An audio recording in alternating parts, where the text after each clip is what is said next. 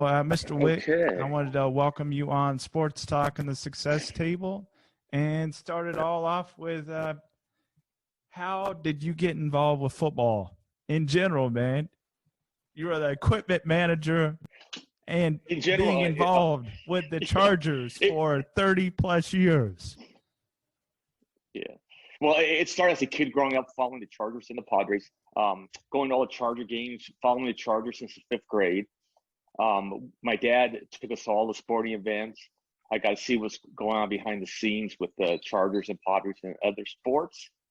To make a long story short, I applied to work as a camp boy for the Chargers. We work a summer.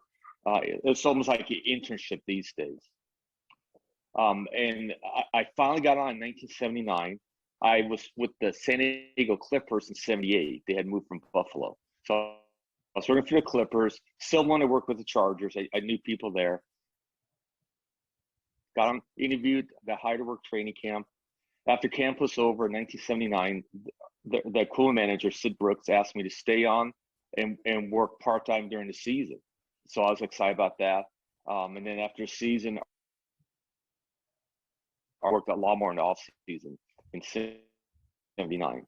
Then in 1983, our assistant went to the 49ers, got the head job, and I became the assistant equipment manager in 1983.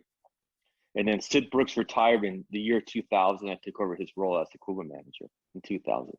Killing it, man. So it was a dream as a kid growing up, wanting to be in sports, play sports. So and then working for the team I loved as a kid was couldn't write a better script. Definitely, man. Dream come true for sure. Yes, sir. So my next question, the NFL level, what's the differences between regular season football and being an equipment manager and the training camp side of things also?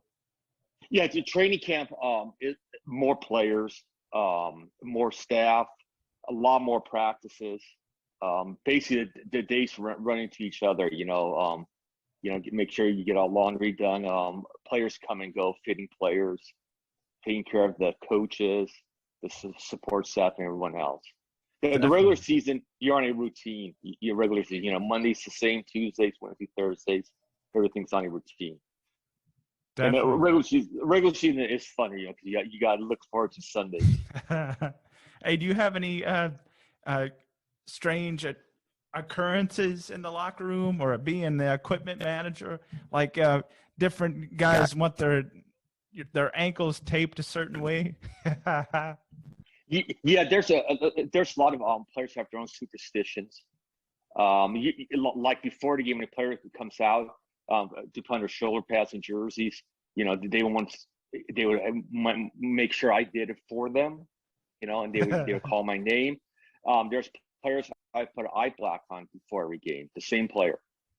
So it made you feel good because they would come to you and say, I'm ready, and then some of these jerseys are hard to get on, though. So some of these guys you struggle with for a while because the jerseys are so tight. Definitely, man. So my next one, I haven't asked a equipment manager this before.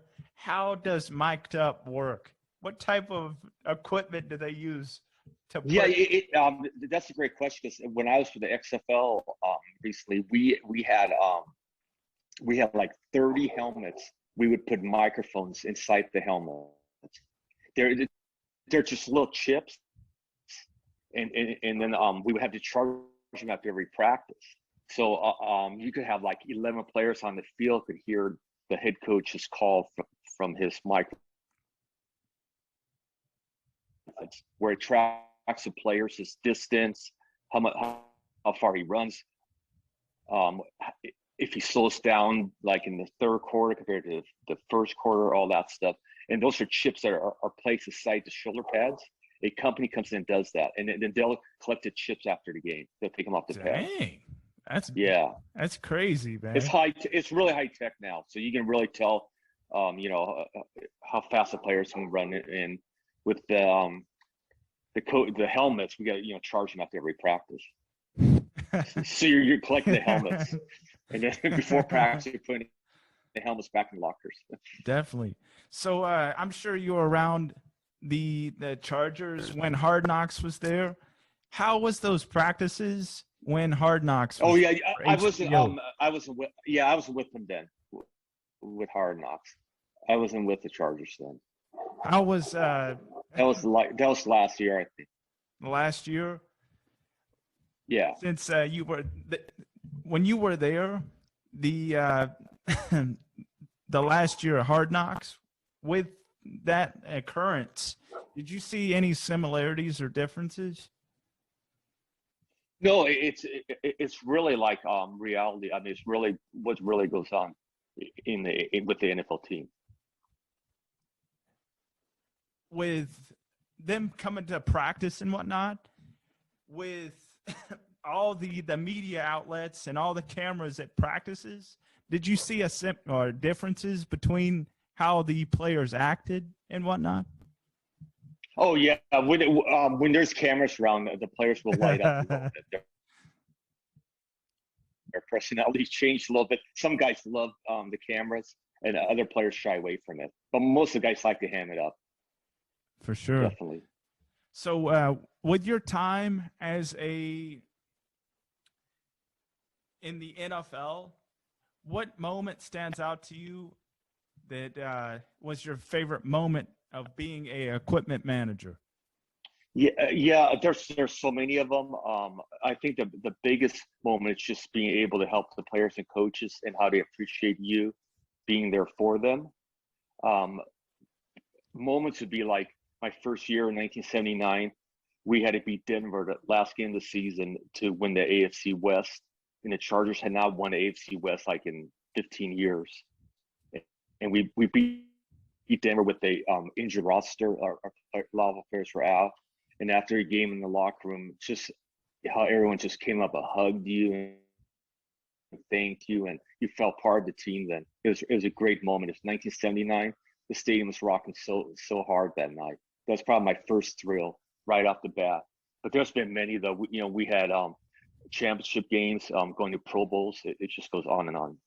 I got a long list of memories. I hear you, man. But So, really, it's a real relationship with the players and coaches and staff that they're relationships you have for a lifetime. definitely. So, my last question, I'll end on this.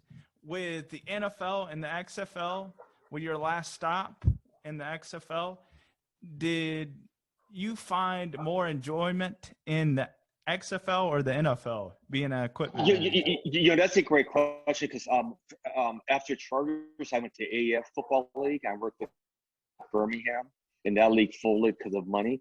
Yes, And just being in that league was just everyone appreciated you so much. The coaches, players. I had a great time in the AF and in the XFL. I wouldn't take those two moments back in the leagues. They were really great. And the XFL starting up in 2023, so I'm hoping to get back on the football field very soon. Hey, the Chargers might welcome you back, man. I know. Yeah, I'm ready. I know. Well, Bob, it's been a blessing to have you on our show, and Same here, Zach. we'd welcome you back for another one, my friend.